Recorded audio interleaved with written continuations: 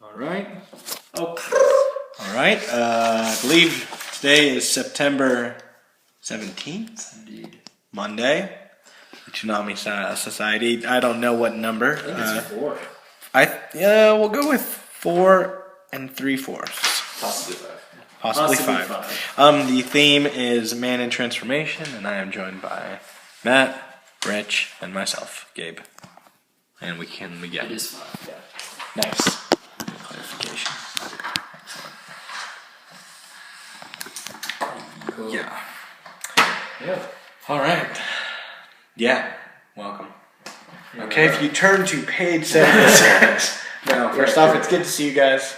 Indeed. Yeah, you too, man.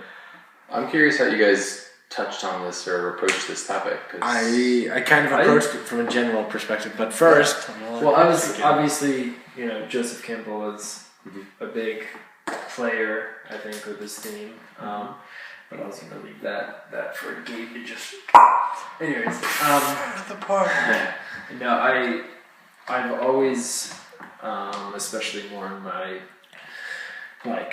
adolescence and early 20s, was drawn towards novels and the literary genre that involved coming of age as a theme. Like Catcher in the Rye would be something like that. Even I think they consider Harry Potter in this genre. But yeah, those books like that meant a lot to me. I remember the first book that really shook my core and shook my foundation and nudged those kind of those existential qualities was Siddhartha by Hermann Hesse. And it was the first time that I realized a book could be that transformative. And anyways, the genre that I'm talking about is actually, there's a word for it in German, and we borrow it, but it's a Bildungsroman. And it literally translates to a coming of age story. And yeah, I've always been really attracted to them. And one of my favorite books within that genre is also by Hermann Hesse, and it's called Damien. I read this book when I was in college, and it meant the world to me. Hesse was he was a Western man who grew up very Christian, but was influenced strongly by Eastern philosophies, Buddhism, Hinduism. So in a lot of ways, he was like Alan Watts. He's the type of intellectual that I gravitate towards and am attracted to. And you'll find these themes within his stories. Themes of duality and or at least the illusion of dualism. And his novels often feature someone learning the hard truths about life and trying to reconcile good with bad, light with dark. I got a little copy for everyone. Reading time. That one's yours. Dakota. That one's Dakota. And that one's yours. Nice. Thank you, sir. It's short. It's really wonderful though. There's a lot of Jungian type stuff in it. Especially the Jungian concept of individuation. You'll find that theme throughout Jungian archetypes.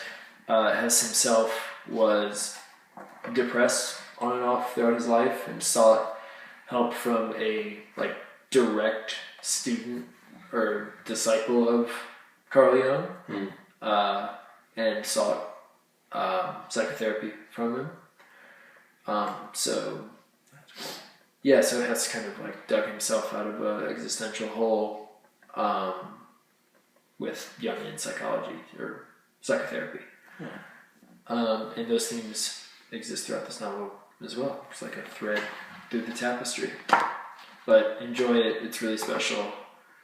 And you can knock it out. Yeah, I think that'll be fun. I'm up for it. Yeah. I know Dakota will be stoked on it too. Yeah, so that was my report. Building strong. I remember reading Siddhartha in high school. It's so good. I read it about once a year. This book? No, Siddhartha. Nice. What is it about coming of age stories that really speaks to you? I think it's important to recognize that in life there's in those old like Buddhist koans there's this theme that is like you're never going to really find that thing you're looking for. You're always going to be searching. You're always going to be, man is not a being. He's like becoming, always. And so is everything around you. And I think that, so that a coming of age story is a lot about someone who's on the search for themselves, and like they're going through like a very big change. And I think that just speaks to some higher truth. That speaks to a pattern that will exist throughout your whole life. And this genre often attracts like adolescents and people in college or like people in their 20s, but I think it's something that's relevant to like man in every phase of life, just how important it is to realize that there's almost something liberating in that truth that you will never actually, you're never going to find who you are. You're just not going to find it. But the search is still necessary. The search is still important. You never really like arrived. Mm-hmm. It's like, oh, that's it. And you know what? Even if you did, life would cease to be interesting if you just woke up one day and you were your complete self. Yeah.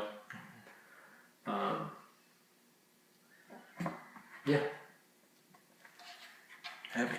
I like it. What about you? Oh, man. Well, I wanted to respond to a few of those points. I dig it, man. Wow. I don't know. I had something, but I lost it. Wow. I'm excited to read this book. Thank you for giving us all a copy. I'm excited to get back into Eastern philosophical aspects of it. I brought up the hero's journey if you need to consult it during the talk. Well, I wrote at the top of this one a note about Hess's writing. Oh, nice. All characters are one, and they usually culminate in the protagonist. So he writes a lot like Dostoevsky, where like every character sort of embodies a side of the complex tapestry that is a human being, mm-hmm. and everyone represents like someone's usually like a symbol of something. But if you were to combine all of the characters into one, mm-hmm. It's like a whole complete human being, and it's usually the protagonist they're almost like every character surrounding the protagonist is usually like a slice of the protagonist, like a shade of them. So anyways, yeah. I like the shade. Then you brought it up, the hero's journey, you talked about it, Campbell, but how different would you say storytelling or mythology or just in general, like how we create narrative is the difference between a coming of age and a hero's journey? Are they similar in aspect, or is it like coming of age specifically like a linear? I know that like Campbell's hero's journey is circular, and then like is like a hero's journey or a coming of age kind of like a rebirth into something. Yeah, that's what I'm thinking of. Because I'm thinking of coming of age. Maybe we can expand on what coming of age is, because I think of like coming of age like Nietzsche, who's like, you don't know it, but my shit that I'm dropping on you is gonna blow your mind. You're not gonna realize it now, but it's gonna blow your fucking mind. It's like, it's coming of age because they don't get it yet, but it's gonna have its time in the future. That's how I'm defining it. What are we like? What's the actual like? Actually, I have a great way of tying this into coming of age. I want to understand something Matt and I both read together, like right before, like right when we were sort of like forming these ideas to have these meetings. But remember reading Circles? Mm-hmm. So it's kind of there's this image in this book. I don't remember if it's a dream or what, but I think it's a dream of this bird that's breaking through an egg, and it keeps coming up. And I think that to me is like, this is why this book is in a sense like the highest expression of a Bildungsroman, of a coming of age novel, because, and I think that breaking through that shell of when your illusions are a bit shattered, when the veil's lifted ever so slightly, and you realize that, like, okay, maybe the way that I thought about the world all along was wrong, and I've adopted this new perspective, and then you realize later, oh my God, you break through a new shell, you break through a new circle, a sphere of knowledge, and it's like, so how it relates to the hero's journey, I think it is cyclical, and I think that was what I was trying to say, why it would relate to anyone at any point in their life. Like, coming of age novel. Coming of age is usually, in most cultures, it's like when you become a man, you know, when you actually start to see the world for how it works. But I think it is a cyclical thing, like the hero's journey.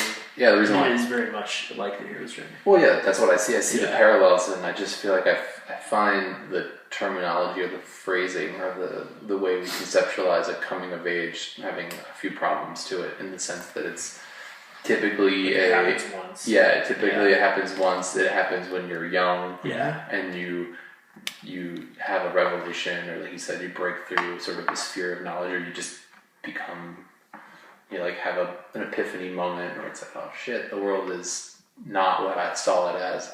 Yeah. But then, like, the problem that I'm thinking, and I see the solution in sort of that cyclical hero's journey, is that this kind of is just one of the more major, like, coming of age. But like you said, like, I think one of the more important ones is probably the one that after that, once you realize, oh crap, the world isn't what it is, and then you've kind of like broken into this new sphere and going, this also isn't it's like the only truth. Mm-hmm.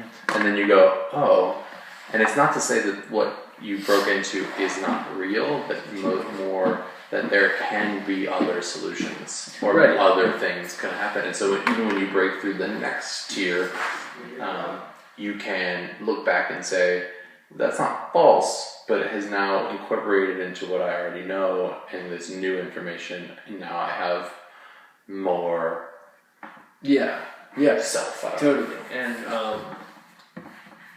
I think when I was saying that you'll never arrive, that's exactly what I mean. Like, you're just going to keep breaking these frontiers, and it's a false summit.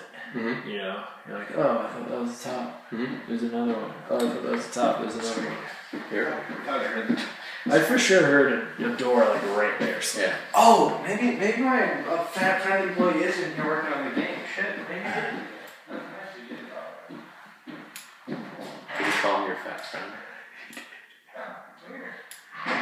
This place is really office. It looks like it's bugs outside. But sorry, I didn't mean to interrupt the discussion. I apologize. Continue. Okay. You're right. Yeah, no, it's all good. I wish he'd text me. I guess I could text him, but I'll bet he's just at Bramble or something, left his bike down there. okay, cool. That's all good. He's like the lead guy here, so he'd understand. He'd just be like, "What are you doing?" I'd be like, "Having a meeting. Yeah. Come join us, Rob." Right. Sorry, what did I miss? Where were we at? Stream of consciousness. So just tying in something, like, again, and this is so it's Emerson's, his first article, not the first article, one of his more earlier articles he wrote is called Circles. Mm-hmm. It plays into sort of pragmatism, early kind of work, before the main people started talking about pragmatism as sort of this like you have the information, and you are met with a paradigm shift, and then you have incorporated something new into something old, and then you have something different out of those two merging. Oh yeah, it's like the dialectic. Man. Yeah, it's a dialectic. Exactly. We don't come up with that paradigm shift until like the 80s, so it's kind of anachronistic to say. But what Emerson is talking about is that he starts off by saying there are infinite circles. There's never a like ending. So like, if you think of a pond, the actual shoreline would be this. That would be the end. So if you were talking about it in terms of hero's journey or a coming of age, theoretically there would be an end. But he says there is no end. So if you drop a stone in, that would be your birth. And then the ripples that go after that would be sort of your expanded knowledge. So you break the first circle and be like, oh yeah, I am a sentient being and I can speak and have conversations with people. Then you break through the next one and you can say, oh wow, the world is fucking weird. That's your first coming of age. And then, but the more you break through these outer circles, the more your information is influenced and you become more self-aware. But that doesn't mean the internal circles are void or not with meaning. They're actually more meaningful because you have incorporated more information into your life. And so like you keep doing that. And that's what I'm thinking of when I think that's what we were both thinking of when you're thinking of like breaking through one coming of age. It just means that you're on another journey towards possibly breaking another one. Right. Yeah, exactly. The journey continues, right?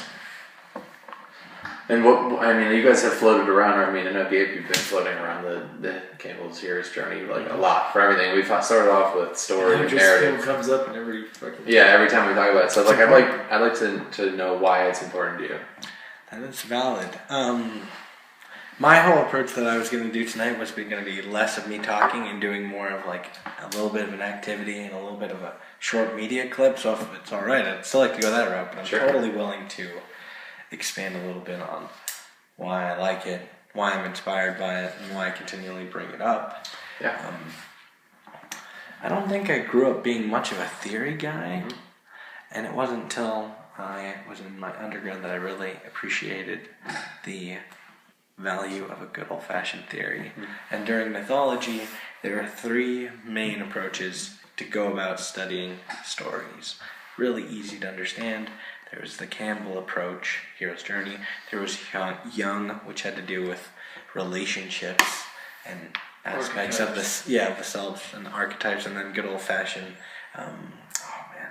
His name was Vladimir something, or Vladimir Prop, and he just talked about like narrative structure and how to understand a story from like just understanding it and collecting it. Like we're talking like Brothers Grimm back in the day where they just collect stories by going to bars and being like, oh, what happened in this story? A lady ran into a spider and like this, like they just did this. It was really cool. But instantly the most appealing one had to be Campbell. Really cool appreciation for looking at the past with not like a kind of like cheesy lame approach like, oh, the past, it sucks, I hate it, it's lame, why do I care? There was this appreciation where it's like, look at these stories these people have been telling throughout time that we see again and again and again. Fascinating, right? And ties into it philosophy, religion, all these important things that people would normally have like skipped over. He had a way of describing it and incorporating it into mythology and saying, hey, like, this is what I figured out from it so far. It's nothing new, but it's pretty handy. And I don't know, it that felt to me like kind of like a revelation. That's just idea that there could exist like a toolkit of things that will happen in your life, whether you're aware of them or not, that people have been telling in story form for so long. It's just, I don't know, it's fascinating, and maybe call it like a self-fulfilling prophecy, but I think not only do these exist in stories, these exist in our own lives. We're so blind. We walk around every day and we barely see what's going on in front of us, let alone what's going on in the world. And I don't know, it's cool when you have something like this happen. It's like rites of passage or obstacle or trial or tribulation. You can, I don't know, take a sigh of relief knowing that, like, dude, it's all happened before, man. Just take a moment, breathe, and consult the guide. It's cool. That's a simple explanation, but I would like to show one short clip by Joseph Campbell and then actually provide to us a quick. I'd like to provide as my gesture of kindness, which I signed in with kindness, is having us all do a quick little creative writing prompt about the story of the transformation or the thing that we're thinking about. If you're willing to humor me. I was thinking short, like little 8-minute creative writing session. Would you allow me to do that? All right. Turn to a blank page or just a page that you feel comfortable with. Now we've all done creative writing, correct? Not very often. Not creative writing. Rich creative writing. Yeah. So are we familiar with the premise of creative writing? Go ahead. So one of my favorite courses in my undergrad. So fun. I took it the 102 and 101. The premise is the first 15 minutes of class, you get the table all together, you get everybody set, you get the notebook out, the pen, and then the teacher's like, cool, 15 minutes, go. You can't stop. And like if you stopped, like she'd be like, hey, keep writing. You can write about whatever you want, however you want, and I'll give you a prompt in a moment, but you have to keep writing. That's the only thing. And in fact, I'm actually going to grab, for time's sake, I'm going to grab the little game room timer, and I'll time this for 7 to 8 minutes. Give us a... What's up, dude? I'm good, man. How are you? Good. Yeah. Dude, it's been a busy fucking month, man. Yeah, I'm good. I'm going to do 7 minutes and 38 minutes. Or, wait, hold on. 7 minutes. 07. And then 38 seconds. No? Oh, shit, you can't do that. Okay. Cool. 7 minutes. I thought that clock that was better. Ooh, ouch. Okay. Clean piece of paper. Timer set. Alright. So, one of the writing prompts that I really liked in mythology, that whenever you're reading, analyzing, or deconstructing a story or a character, you should ask yourself 3 questions. So you can answer any of these, all of these, or none of these. I just thought it'd be interesting. But when you think of man in transformation, or whatever the subject matter is that you're writing about, what character, this is the first prompt, what character transforms?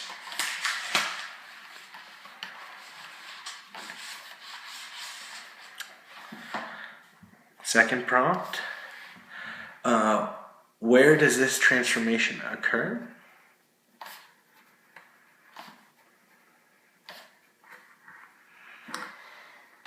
And lastly, because my teacher, I love the academic approach. Once again, I love the value of a good theory.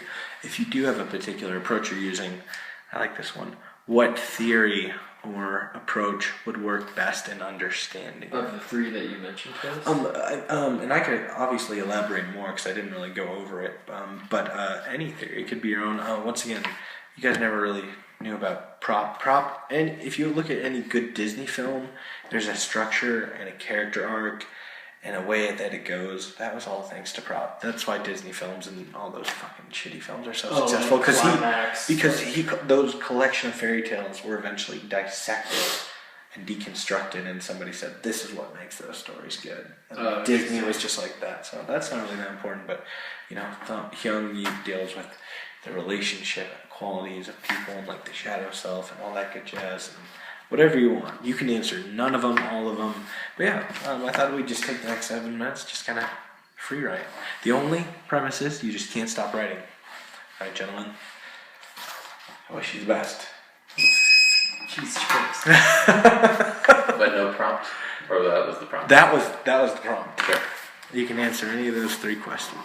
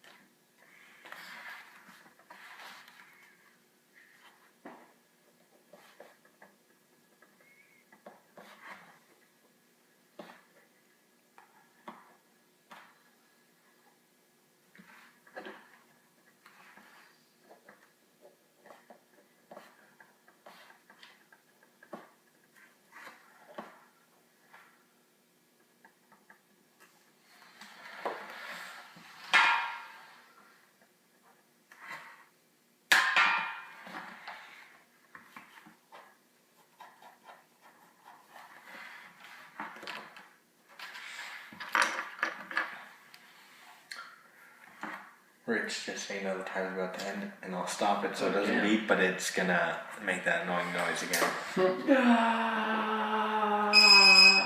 Boom.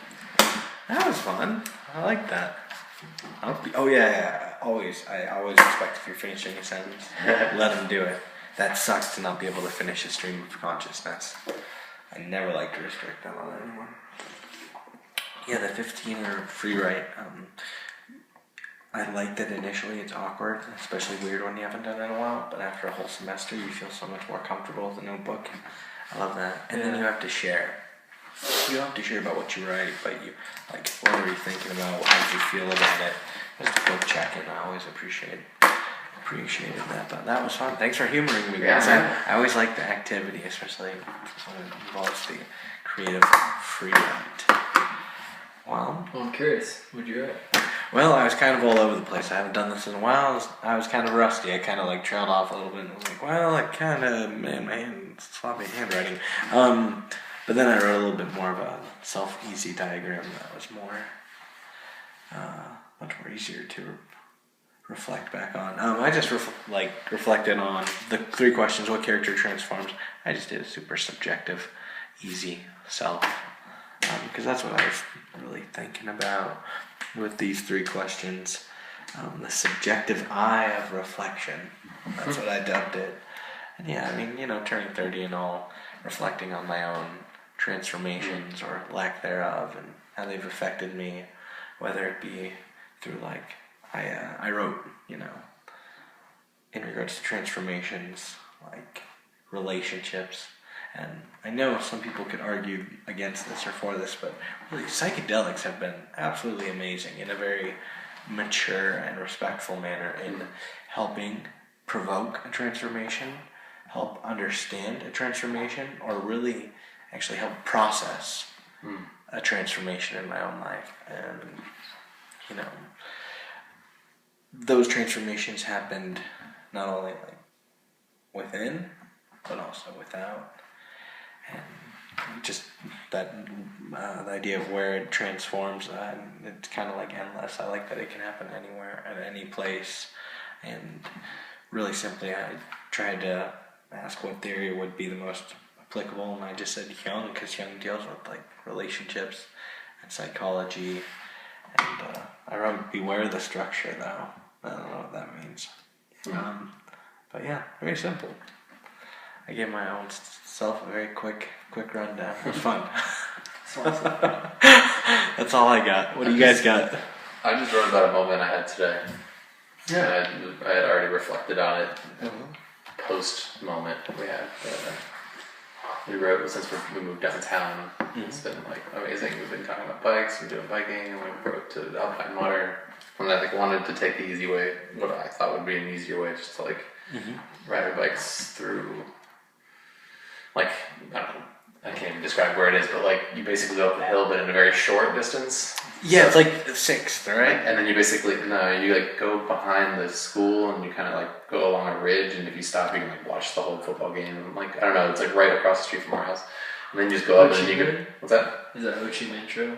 Maybe, I'm not sure. But anyways, and then then it gets to anyways.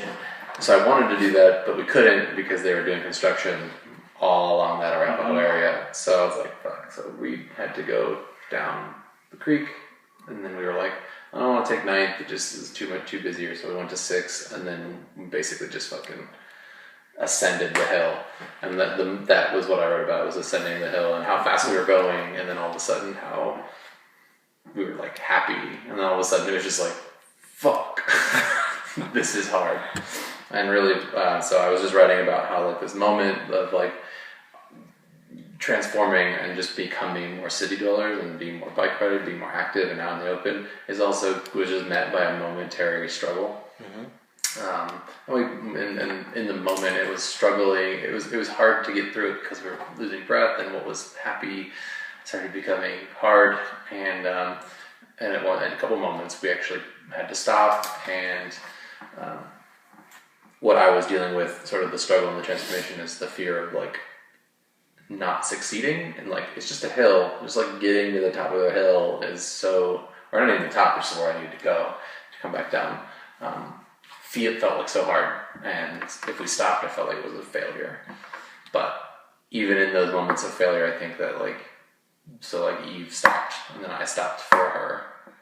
For me, the transformation is that, and I guess maybe it's the Jungian, is what you said, the relationship between. Yeah, it's all about relationships. We got there together, and then once we got to the top of the mountain where we needed to go, it was so easy to get to the next part, and we enjoyed a cup of coffee together, and that was just what I was reflecting on.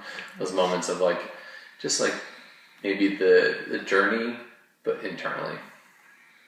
I like that. Cool. Yeah. Yeah, because it's a symbol of transformation. Just climbing. Yeah, dealing with a lot of those fears of just when you're pushing yourself to do something, and you talk about it in working out or doing any sort of physical thing, where it's just because you can't do a full push-up, or you can't do 55 push-ups, or you can't do 1,000 pull-ups or whatever it is, because those dudes are fucking buff and every bone in their body is working to its capacity. Just because you can't do it doesn't mean that it's a failure. If you're on the path towards being able to do it, is the more important part. So there's a bunch of things doing a proper push-up, and it's sure, I can do a push-up, no problem, but it's somebody that can start very simply with just something very easy, prop your knees up. Yeah, prop your knees up. Do it on something so you're going in this direction, and then do it so you're going down, and then do it so that, and then the moment that you can do a push-up, then all of a sudden all that prep or the things that you've done for it pay off. And it just reminded me a lot of also my schooling and a lot of the failure moments that I've had recently, and then moving forward, got a lot of big ones in my head. So it's really important that you're on the journey, because that's a great point. It reminds me of what they used to what they tell runners. Is that running never gets easier; you just get faster.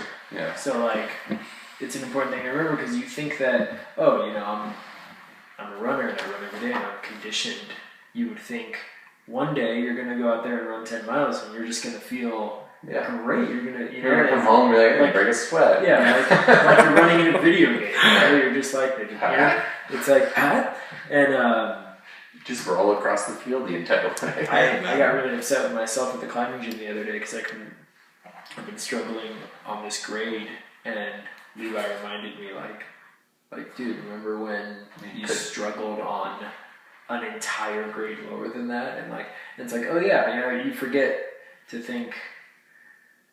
My point is just that it's the important thing is not what grade I'm climbing, it's the fact that I'm still pushing myself, still trying. Yeah. And that's important. And that's it, because relatively speaking, I felt the exact same way when I was climbing a year ago on things that are now easy for me. It's but that feeling I had, that's what's important. You want to be pushing yourself, and And then just another sub-layer to that too is the having strength together to know. It just if I could have probably made it to the top, but you couldn't. So if I made it to the top, it's actually meaningless, and then it defeats the other person even more that they couldn't. And at the end of the day, we both made it to the top, and we both rode down this awesome hill to coffee and enjoyed it. And what matters if I made it first? Wait, did you go from the bottom all the way to baseline? Not the baseline. No, we just went to college. Yeah. But what I'm saying is, even that was just yeah. Fuck. Dude, it's a bitch. And it just you're Did you move to Boulder recently? Yeah. 2 weeks ago. So that was the move that you were doing, the transformation, man. Mm-hmm. Cool. And that you were previously in one of the L towns, Louisville, Longmont. Yeah, Longmont. Yeah, So neither one of those. Lafayette is where we lived. And so now you're close to downtown. I live underneath Michael. Oh wow. In Gosgrove. Cool, man. Far out. Welcome. Yeah, man. I rode my bike here. It took me 3 minutes. So. That's awesome to know. So we're all in Boulder. Yeah. Cool. Yeah, Well, I mean, hey, now that you're in town, I feel that's cool. It'll be a lot easier for these things to be a little more. That I feel that gives us more options exactly. too, to do different days or do different setups. Exactly. So, yeah. That's awesome, man. I'm totally down to do that. Yeah. Just the biking. And the running comparison, I don't know. I've heard that about running too, that it does never get more enjoyable. But I've always found bicycling to be very enjoyable. I don't know why. Maybe because you're able to cruise or maybe like enjoy yourself. You don't get taxed as quickly physically. Mm-hmm. Obviously, unless you're like out of shape and you're going up a hill, whatever. Or even if you are going up a hill, that's why you have gears. But like, if you're running, it's all your own locomotion. Yeah, and biking's dynamic. Yeah, dynamic, exactly. Running's just static. At least biking, you're like push, cruise, push, push. Cruise. I do love the cruise. You know, push, stand and cruise. Yeah. Oh man. It's dynamic. And then there's different pushing. You can like get into it with your body. Yeah. Instead of it just being your legs and running, it just feels like you just at some point like that block. Yeah. You're like, I can't go any further, and you're like, but it sounds silly because you just went further. Yeah. You just took another step. You might slow down, but. And that idea of, I was thinking of like the circle idea, and I wish I could be a little bit more intricate and eloquent with my words, but when you've been with a partner for a long enough time, there's this idea that like you no longer, your thinking process immediately reverts back to the subconscious notion that like you think of your partner when you think of yourself, and it just becomes a natural transition or transformation in and of itself, where like you no longer just think about yourself, you expand that circle and actually bring two transform into one, and one transforms into two. Yeah. Oh, there's something special about that. And Totally. I just saw that and imagined that when you talked about biking with your partner. And Thank you. yeah, it's fun, man. It's a good thing to do. I enjoyed this prompt because I realized, and I think this is the whole. It's the reason you do prompts. Gotta have prompts. I realized like where I didn't really know why I was seeing things I was seeing, and then I realized afterwards why I did, but I'll explain. Okay. So mine's a trope. Mine's just a very trope. obvious story, but I'll read it. I just said, in my vision of man in transformation, I saw a beast, or rather, man become beast. I see the transformation as being painful, but then that pain immediately forgotten once the transformation has happened. Then I wrote, now I'm reminded of werewolf lore because my scene took place at night in solitude. The beast form is a temporary state, much like that of the werewolf. It is an entity unto itself. While the beast is present, man is annihilated. While man is present, beast is forgotten. Although some vague sense of what lies on kind of the other side of those transformations lies within both beast and man. And then I was getting into the theory when I ran out of time, and I was thinking of like Hindu philosophy of like an annihilator and a life giver being like the same god. And but what I realized, I wrote this because I've been suffering from migraines so badly for the last year and a half, and I had a really, really epic one this morning, and I had to call out of work, but I ended up going for a bit. When I saw a doctor recently that did all these tests, and it turns out that I have extremely high, well, first of all, let me just like salvage some masculinity. I have very high testosterone. Thank you. No, I'm just kidding. But I have very high estrogen. I have very high estrogen. In as well? Yeah. So you I have have both very high testosterone and very high estrogen, like way higher than I should have in both of them. And it's funny because Lauren, my good friend, always jokes with me that I have cycles, much like a woman, and that I seem to be like influenced by the moon. Lauren always says that, and so I was just thinking my migraines was me like sort of becoming this non-human for a bit, and it's like this painful thing, and then I come out of it, and you know, anyone who's experienced something really painful, like you break your arm or like childbirth or something, like you kind of forget the pain after, you know, like you forget how bad it really was, and then you go back and forth. It's like eating spicy food. You're like, every time you're like, oh my god, I'll never eat spicy food again, especially when you like, you know, but then you forget after a while and you go back in. So anyways, that amnesia is interesting. But yeah, so I wrote about a werewolf. Kind of in my mind, I didn't see a werewolf, but it definitely Turned was. into that. Yeah. I like that approach, and I like the idea that from that pain or from that experience, do you learn from it, which you just touched on? It's like that idea, like nothing's ever a waste if you learn something from it, even if it really sucks, like suffering or pain or like horrible experiences, or do you like try to erase it? And I think of like no better story than somebody who did something horrible and it like just like eats them alive than that story of Hercules and the 12 labors, you know, where it's like, oh shit, I killed my wife and kids. Well, how do I erase that? I don't know, accomplish like 12 labors and we'll let you forget about it. And it's like, no, man, that's not how it works. And then, I don't know, I just had these 3 ideas on it. And then the third, which I heard this idea like a year ago from somebody, it was very interesting, but when like that pain or that suffering or that darkness arises, actually like delving right into it and like encountering it head on, and that's like much more of like a Dragon Slayer. Yeah, like a spiritual, metaphysical hero's journey approach. I actually heard of people using psychedelics to enter into that. Yeah, well, it reminds me of, what is it, like step 3 or 4, when you like actually transcend into the crossing the threshold. Yeah, you cross It's the threshold. it's where it goes halfway. You cut the circle in half, and it's the unconscious. Yeah, the unknown, or like the mythic, or just whatever is non-normal. I always think of the scene where the hobbits are leaving the Shire. Yeah. At crossing the threshold, Right. and they stand there and they vocalize it. They say like, "This is the furthest we've ever been away from home." And they like look at each other and they're like, "All right, crossing the threshold." That's fucking great. Wow, such a good story. Yeah. Just think that, like in the, you brought it up too, just like using this less as a story and more of a device to describe your own life. And that's like, I feel like sometimes. Yeah, it helps give meaning. Huh? It helps give meaning to things that seem like totally out of place.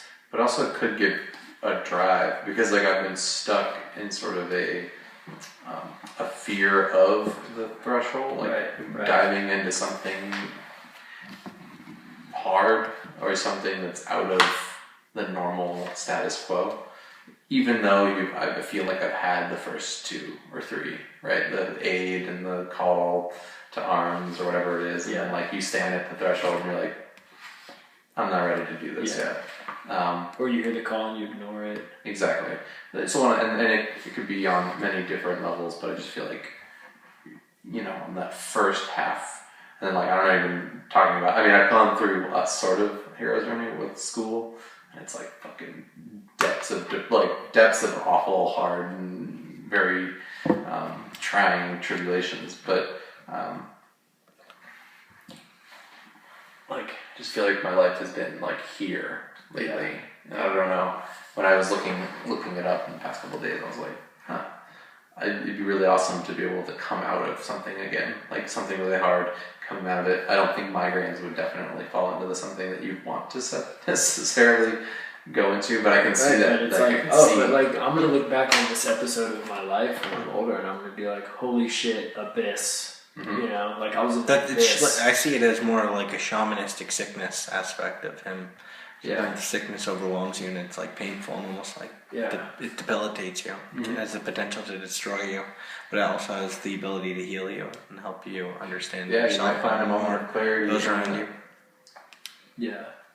Thanks, Gabe. I like that. That was great. Yeah, there's all different ways of looking at things, yeah. That's what I like. Yeah. I like this. It's just, it's really cool. I'm glad I did this, moving from the known to the unknown, the world of transformation. So I had a thought about the hero's journey and maybe even coming of age, and more about our society, like American society, and how we teach children to have this sort of like pre-scripted hero's journey, or even like not even a hero's journey as a child, but like in order to make it in capitalist society, you have to call in arms. You think of something that is going to challenge status quo, and then get advice, and then start a business, and then work through the abyss to the point where you're struggling, you're succeeding, you fail, you succeed a little bit, you get like this, and then once you kind of like break through a certain threshold and come back, and you say, "This is now my new life." And it's almost like this capitalist. Oh, dude, that's why I love having you. Just because I always bring it back to that, because it's like always in my mind when I was reading this. I was like, "Fuck, man!" Campbell had it so good because one of the interviews I was listening to is he's a very spiritual dude without being right, like very like esoteric religious or like yeah.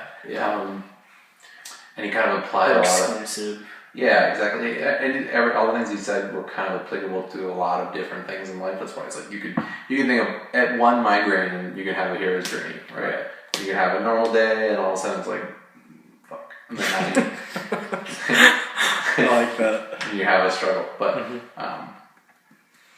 for me, it's like the applicability of it is this thing that we teach and we have ingrained into what makes a hero or a sort of like what we call them as entrepreneurs or successful people, is that this story is prescriptive. Like you kind of have to do this in order for, and I'll tell you what, trying to do it is hard. It's not easy, and it definitely has some applicability, but I'm more interested in the fact that it even exists.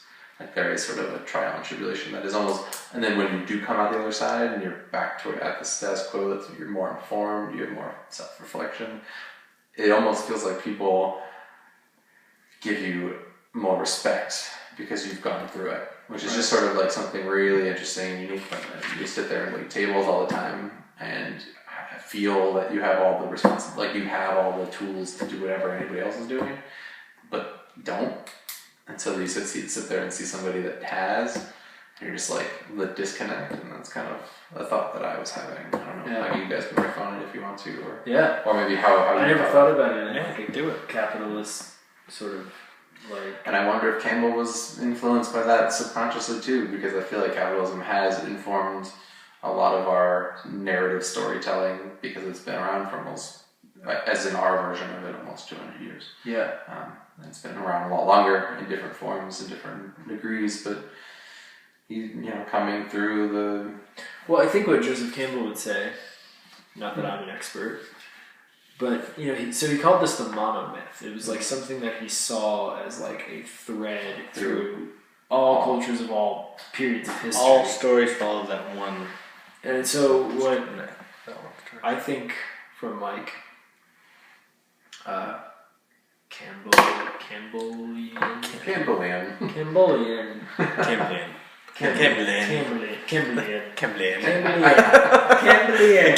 point of view. Would be that maybe capitalism is just like another echo of this. Mm-hmm. That's this same kind of like instilled human struggle and the like almost like primitive or like primeval course of things, the fact that Aboriginal tribes in Australia have similar mythologies to like like a capitalist nation of today. I think it just speaks to how if you watch chaos unfold, that's for some reason how it unfolds. And capitalism is no different. Capitalism is inspired, and it's almost like they thrive in that. They'd rather have the chaos, even though I'd argue that they've controlled the chaos. To fit their needs, but they would argue a free market or like the chaos that comes from whatever that is way more what people want than having some organized society in a way that would fit a lot of our needs a little bit better. But that's a rabbit hole that doesn't need to go down. But I don't know. I just thought it was an interesting sort of. Well, I just wanted to riff on that for one moment with capitalism because, I think of Adam Smith and like The Wealth of Nations. I think that's what his book was about. And I think about the accumulation of like gold and money, like capitalists. the idea of capitalism being like, Matt, look at all the money that I've made. It's all mine. None of you get it. To me, that sounds straight up Campbellian, the notion of the dragon. Not in like a Chinese sense, because the Chinese dragon's much different. But in a medieval dragon sense, the dragon hoarded two things, because that's what it loved to hoard. Women and gold. Gold especially. In Lord of the Rings, The Hobbit, the second one with the Desolation of Smaug. What does he have an abundance of that he just can't get enough of? It's gold. And he can't do anything with it. It's a dragon. That idea that... It's like funny. Modern take on it has like fucking house. So it's like, did you see my new car? Did you see my jet ski? So funny. He's like in a strip club, just like. But there's almost there's like, and I'm just riffing with this. I haven't thought much about it. I'm just contemplating it now. But like, really, I just imagine this being the inverted notion of like the shadow self, as Campbell would have seen it through a Jungian lens, where it's like.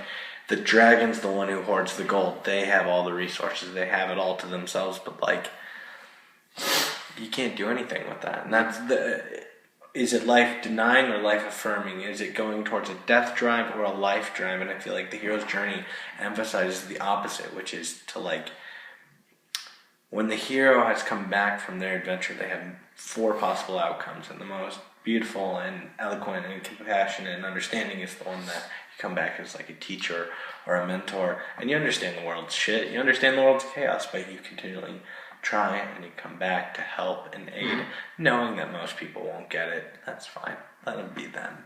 But you don't want to end up like the dragon, because the dragon's the thing you're trying to slay. Sure, but I think what and I completely understand that. That was just like a riff. Go with it.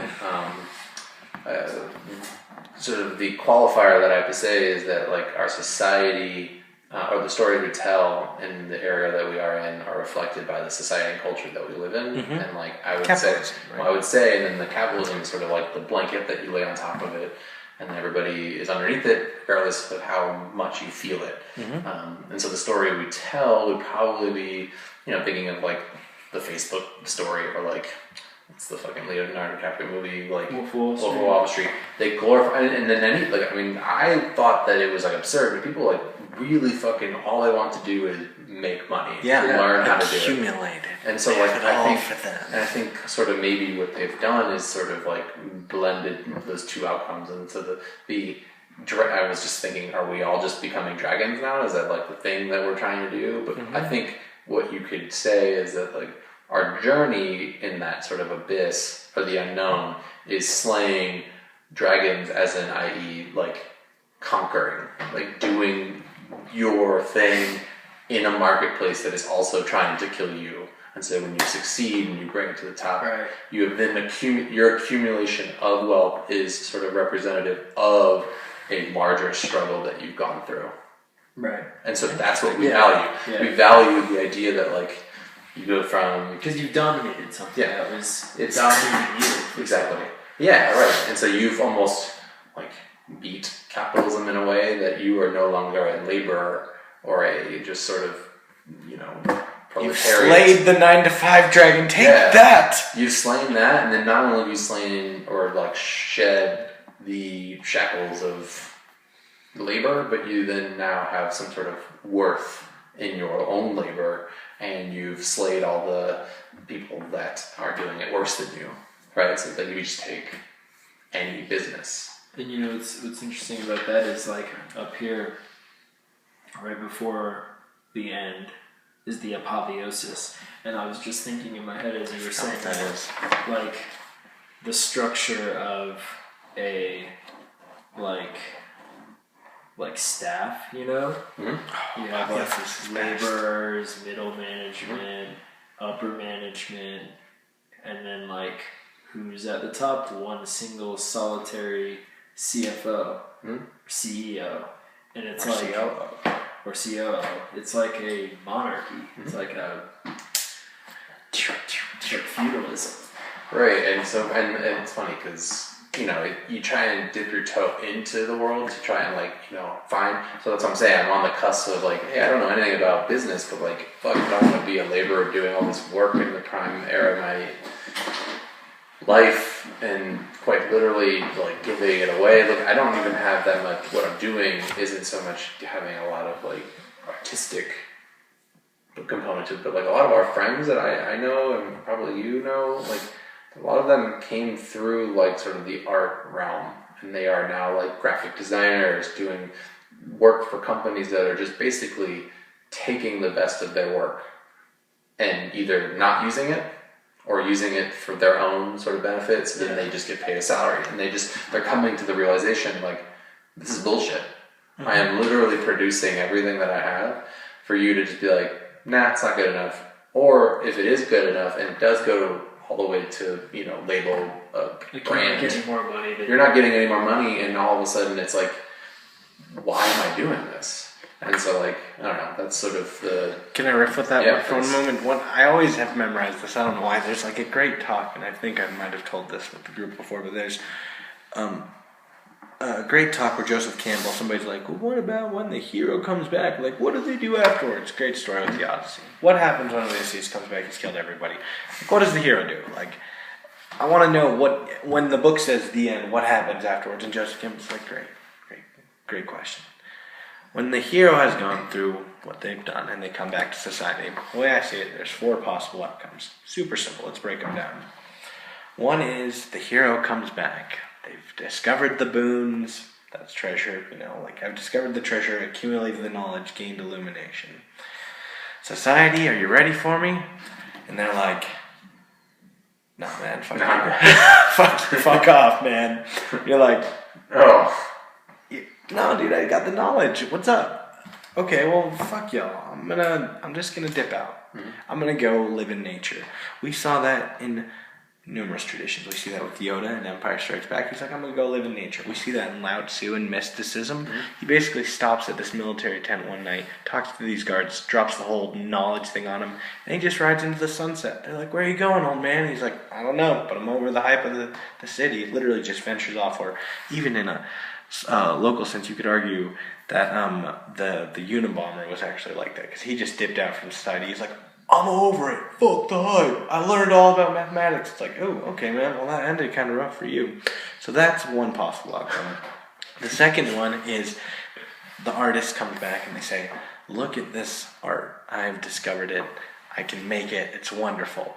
What do you think, society and capitalism? And they're like, we like it, but would you cross off that, color that magenta, maybe heighten the highlights in the corners, and we'll like it. You could dub this as like sellout. Like you have to basically like sell out. It's like, Matt, I like what you're about, but could you change this and that? A great modern day example is look what happened to Dave Chappelle. He really lost his mind and went crazy. He cites because the industry really just like... I recommend looking at some talks, but Dave Chappelle, who did the Chappelle Show, he ended up giving up like a $50 million contract for the third season of Dave Chappelle Show, mm-hmm. and he cited it was really the industry. It was like corrupted him and just fucked with his thinking and forced him to give up creative liberty to say, we like what you are about, but would you take our notes? The sellout. You just mentioned that with the artists, like the graphic designers. It's like you're so talented and people are just taking your work and just squeezing it. So that's the sellout. That's the second one. Third one, and this, I don't know when this talk was happening, but I guess it doesn't really matter. But he was saying like the third one's good old fashioned like force. Like you come back to society and you're like, I have this knowledge. I've learned all this accumulation of ideas and wealth, and here's the treasure. And they say they don't want it, and you're just like, well, you'll take it because I'm going to force you to. That's like good old-fashioned religious fundamentalism. Like, you're going to take our knowledge and our truth or else we'll kill you. That's always like the saddest and most like, I don't know. I don't understand that approach. Somebody would come back and do that. And lastly, most importantly, this is the fourth one which I already touched on, which is like the idea of coming back from the adventure saying, I've learned this, I've achieved this. What do you think? And they're like, fuck off, we don't care. Society, in general, it's just very negative. I don't know why. Look on Facebook, YouTube comments. I don't know why they're so negative. But it's understanding that, recognizing that, and still coming at it with compassion and understanding. And that can be seen most evidently in the Buddhist notion of the Bodhisattva, who is a form of Buddhist monk who achieves a level of enlightenment. He sees past the veil and over the gate, and he comes back. and he decides to stay instead of staying in that realm. Mm-hmm. And there's something pretty humbling and pretty beautiful about that. And that's what Joseph Campbell says are the 4 possible outcomes for the hero. Once they've achieved their transformation, their illumination, their journey, their experience. That last one, the third one? Was the third one you said they come back in the Force. Good old fashioned force. Maybe it doesn't fit it like specifically like 100%, but I keep the story that got me is The Lord of the Rings is the story feels like it ends when everything is accumulated. Like they do it, they actually fucking do it. They chuck the ring in the Like fire. they celebrate, and then there's 2 more chapters. You're like, what the fuck? And 3 more chapters, and what the hell is going on? They've won, and then really, and I was telling you this when I read it weirdly the first time. Me too. Yeah. Well, like that time you lent me the books, the first time I had gone through Lord of the Rings. Me too. Really? That was the first time I'd ever read it. Really? Yeah. Hey, So it happens. So like, I was like, okay, and again, the movies don't do this, so I didn't know this part of the story happens, but they journey back. The book is called There and Back Again. That's like the subline in Tolkien's sort of like notes. And really it's like the there is really important. It's 99% of his novel, but the back again, they are transformed in this like mythic storytelling grandeur, and they come back to their own humble shire. We always think of it as this like secluded sort of like thing that everybody's like, it's just a perfect idyllic. It's untouched. And they come back and it's just evil driven, and they have to literally fight and do their own little like grand. The story that you just read is then conduced to like this small fight for what you believe, what you want, and what is right and what is true. And it's just like, that could be what most stories could come back to. Like, instead of just being like, and they chucked in king, the end. It's like, what happens when through another struggle? What happens when you come back? And then, like you said, like then it's like, okay, now, what's his name? Frodo leaves, and now it's just Sam's story. Now, what is Sam's stories and what's Sam's struggle? And so like that's bringing it back full circle. What's the next circle that you? Yeah. What's no the next? one wants to digest the knowledge, or like I was reminded of like veterans who come back and they're like, dude, like the PTS is really, really bad and like really, really stupid, and you have no idea what goes on over there, or like what we've seen, and we're just like la la la la la. I know here. I'm at Starbucks.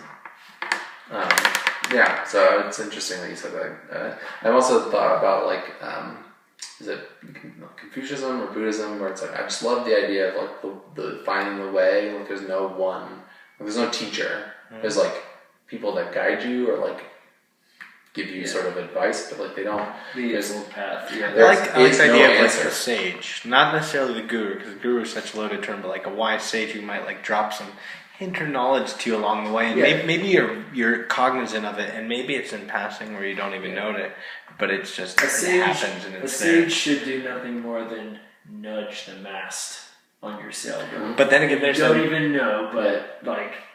Well, all the big 8 weeks later, you But what about the idea of the Zen teacher who, when you're most comfortable and you think you know what's up, they whack you on the back and you scream in agony while you do that, and it's only years later that you realize it's because they were pulling you out of your circle to recognize the other circle you didn't see. Totally, and that's... Which is one perspective. I wouldn't want to get hit with the kendo stick. My back's delicate. But a lot of the whole message and all the little vignettes about like people either failing to get, like even the people that are like, following it to the T, like being pious and being like in it, don't achieve enlightenment because what they're trying to do is replicate somebody else's enlightenment, and they'll never achieve their own enlightenment because they can't. And it reminded me when I was looking at Campbell, but like he never got his PhD. Classic Campbell. He like stopped because he couldn't get the people on like the scholars on board is the turn of phrase that I have in my head. But it's actually like literally he couldn't get anybody on his panel. Like he had 3 professors say yes to his project for him to do it, and they said no. And so he later in life said that getting a PhD or being in the academic world is sort of the same as sort of this Buddhist thing where it's like you are, and he quibbled about like the PhD student finds what you can read somebody that has no footnotes and they'll have way more confidence in what they know than you read a PhD student's like thousands of footnotes and you realize that they're chasing somebody else's knowledge. They don't really have any confidence in their own, so they've thrown their weight underneath somebody else's. So it's like this idea so like, and that resonates with me a lot because it's like coming up with a true thought of sources. Yeah, it's like the true thought in your head might be valid, and people will actually be super receptive or challenge you or whatever it is. But you just have to have the confidence to say that. Mm-hmm. It's really hard to step out. It's hard to be original. It's hard. Well, not only just original, but you don't want to be wrong. But I think you also have to sort of lean into the idea that you can be right and it'll be the best thing in the world, or you can be wrong and it will also be the best thing in the world. These luminaries, they always say the same thing, like, don't follow me.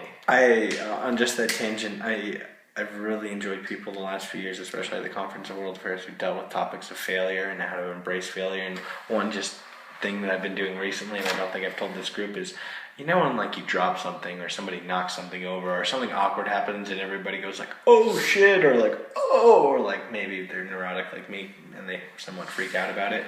I found an alternative to failure with groups recently where when something, and I highly recommend you try it, it's very fun. When something like that does happen, I've been saying the term party time at work, and it's caught on like wildfire. So like people have like accidentally dropped something or an accident's happened, and everybody just says now party time, and it's a way to embrace failure, have fun, and especially this is a big thing. We laugh at it. Like one guy put dish soap in the dishwasher, and it filled up with suds, and like they were like, "Who did this?" And one of the guys was like, "Well, party time. It was me."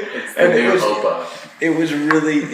was a cool way to embrace failure, and I think creating an environment where you can fail openly and honestly with yourself in a very humble way is really good.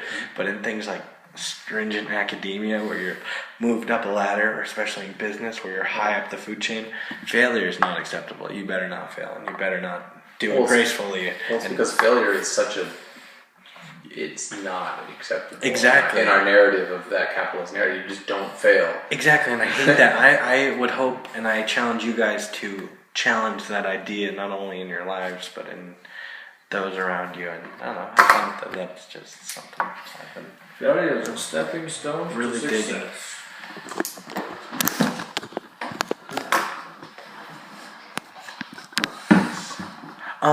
I don't want to obviously consume too much time, but I'd love to just throw in that quick clip of Campbell if that's acceptable. Let's riff with that. I'll set it up super quick. Take this as a momentary intermission. Momentary. One moment, I do have all the appropriate stuff set up, and I actually tried this last week, and it was actually really fun. Doing it right here. Super simple.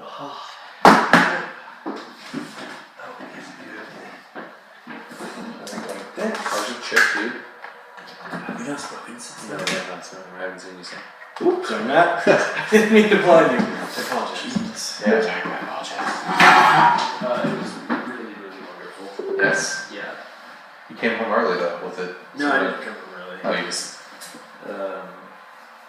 I was only gone like 12 days. Okay. Yeah. I just thought you were like 1 or 2 days. No, I wasn't. Okay, good. Oh my gosh, yeah, it was fantastic. Yeah. Yeah. What was your favorite part? Bolzano, which is like, it's in Alto Adige, and then it borders Austria. It's almost more Austrian than it is. Isn't that whole area kind of like blend of all? It's like the Alsace-Lorraine, right? kind of Exactly. German French border. Exactly. Yeah. Okay, that's all. When you go back to it. All this is on Netflix, by the way. Oh, it is? Nice. Just so fucking Netflix. The Oh, wow. whole interview, which is like Yeah, I was 6 listening hours to the long. couple clips of this. Okay, cool. There we go. So these stories are mythology. Oh, no. So I These got stories of mythology are simply trying to express a truth that can't be grasped any other way. It's the edge, the interface between what can be known and what is never to be discovered, because it is a mystery transcendent of all human research. The source of life. What is it? No one knows. Why are stories important for getting at that? Well, I think it's important to live life with a knowledge of its mystery and of your own mystery. And it gives life a new zest, a new balance, a new harmony to do this. Therapy and psychological therapy, when people find out what it is that's ticking in them, they get straightened out. And what is it that life is?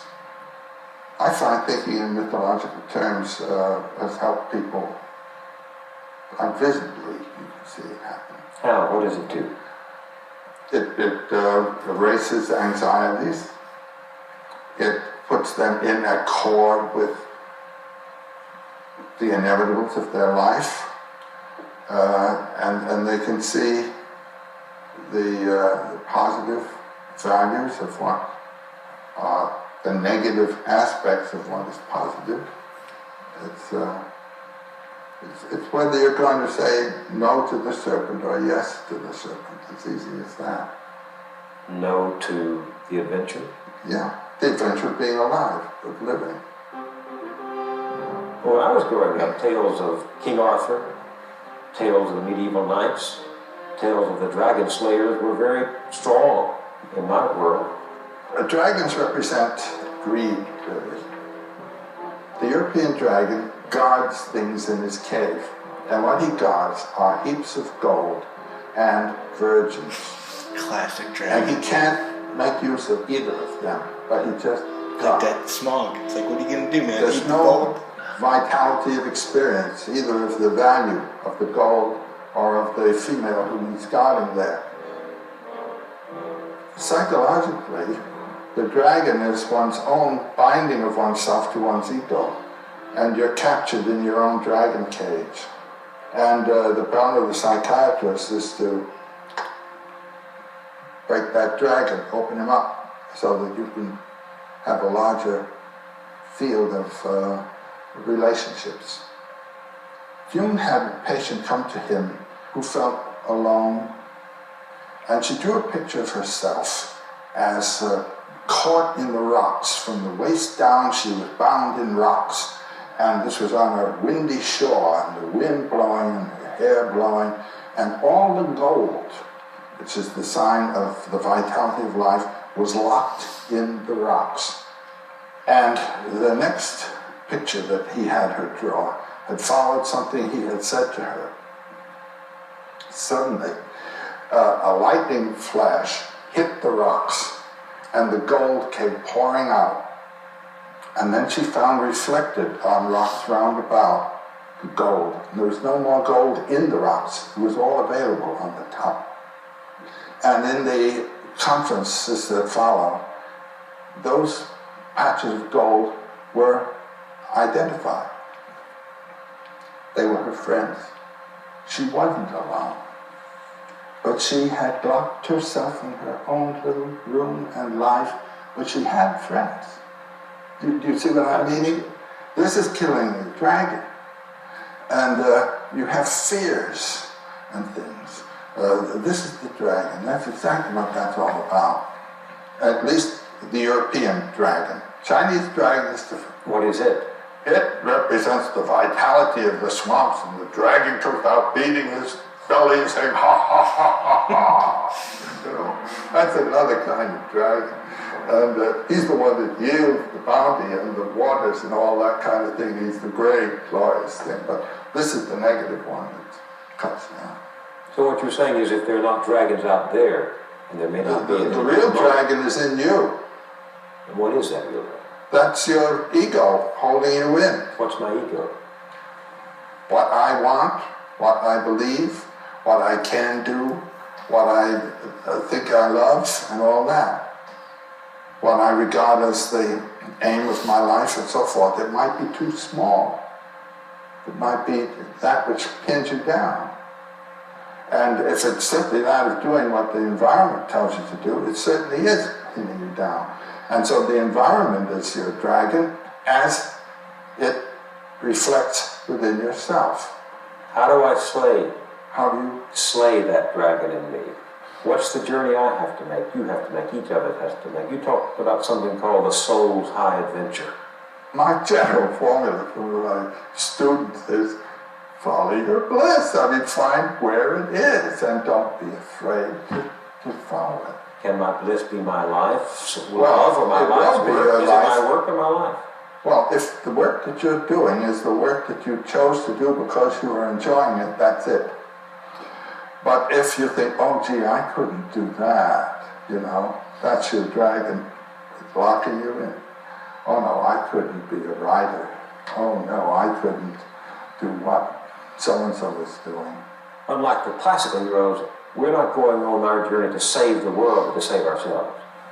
And in doing that, you save the world. I mean, you do. The influence of a vital person vitalizes. There's no doubt about it. The world is a wasteland.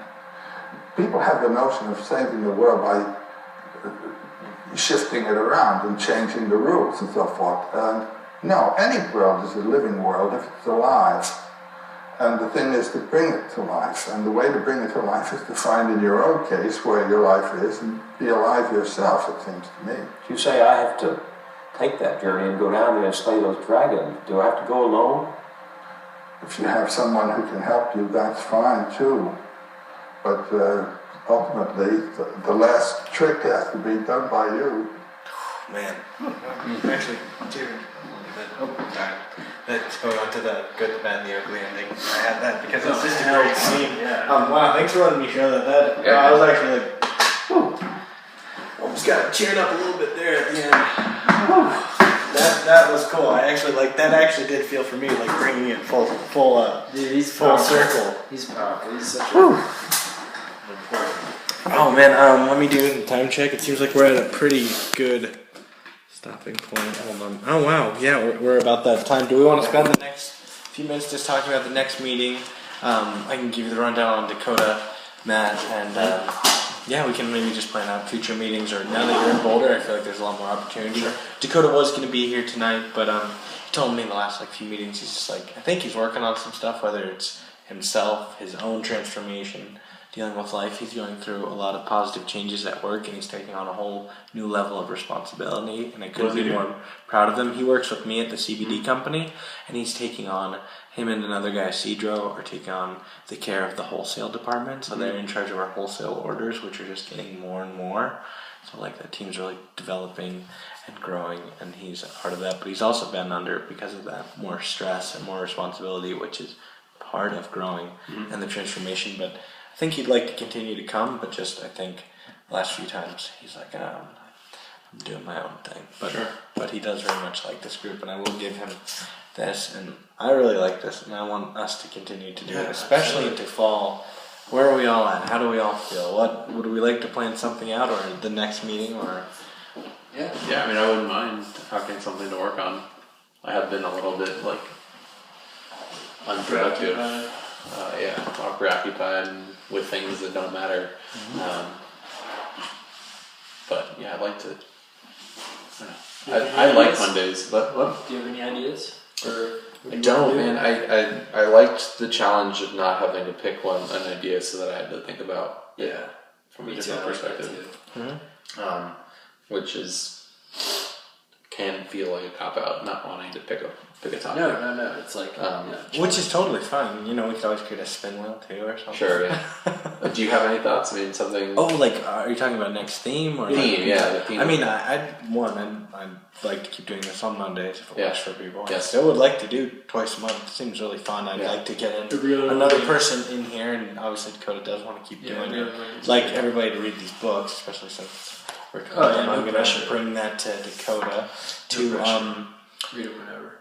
Yeah. I don't necessarily have a next idea for a theme, but like, I don't know, what do you guys think tonight about me throwing out the creative writing prompt and doing that as an activity, and then the projector thing? I'd like to do more things like this where we can bring things to share, whether it's ideas, topics, experiences. I'd love to, as well, if we know we're all going to be here, I'd love to bring like snacks and drinks, doing more of like, it doesn't have to be a feast or a banquet, but being more of like... more celebratory. Yeah, celebratory. Yeah, I like that. Yeah, because this room, I mean, I really wish No, the lighting. I wish I there didn't more mean going on that. here. But yeah, like the bringing more especially stuff once to winter engage comes, us. like, have something warm. And Totally. Yeah. Doing something like that, and maybe we can actually learn about topics we're all interested in and unfamiliar with, or maybe I can make a connection and bring in an outside source or something. Yeah. I like the Let's idea do of some building topics. upon this structure. And this Let's have some topics in the hat, maybe like tomorrow or something. I don't have much like creative energy left right now, and I really need to go get to sleep. Mm-hmm. Totally. But yeah, maybe tomorrow we could throw some in the hat. Yeah, just we'll start a thread next. Maybe just. But like, let's really try to decide on it so that I have the full 2 weeks to. I definitely would like that. That is the only crux of it. Like, putting. I'll have plenty of time at work tomorrow while I'm doing absolutely fucking. and I'd like to just build on, like, I guess I'm going to bring this full circle with like a, in conclusion, or consider the following. I think just ending on man in transformation. Joseph Campbell was saying that, especially about that lady patient where she realized she had friends, and part of the hero's journey is actually having friends and allies. I think one of the cool things that maybe this group could do is like being there for one another. Sure. Where it's like, hey, if you are going through a transformation or a tough time or something, where having somebody to riff with. I like that idea. Having. So, like, I was telling my mother-in-law about coming to these,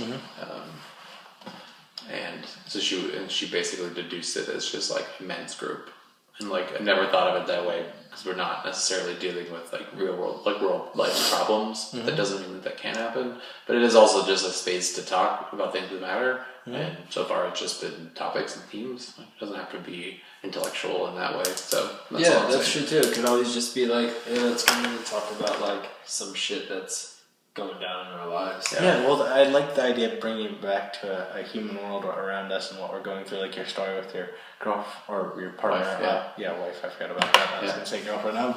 Your wife on the bike ride and just like talking about man and transformation, how those happens through our own life experiences, and knowing that this is and should be a comfortable space to share our own experiences.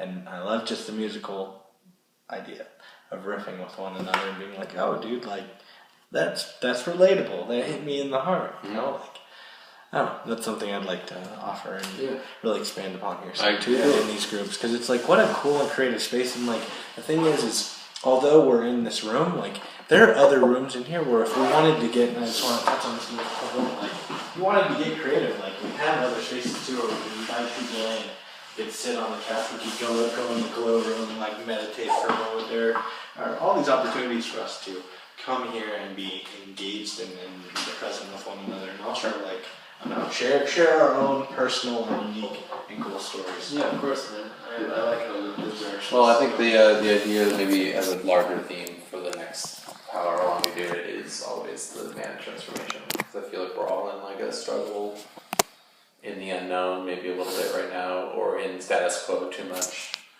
Yeah, just overarching theme. Yeah, trying to break that out. So.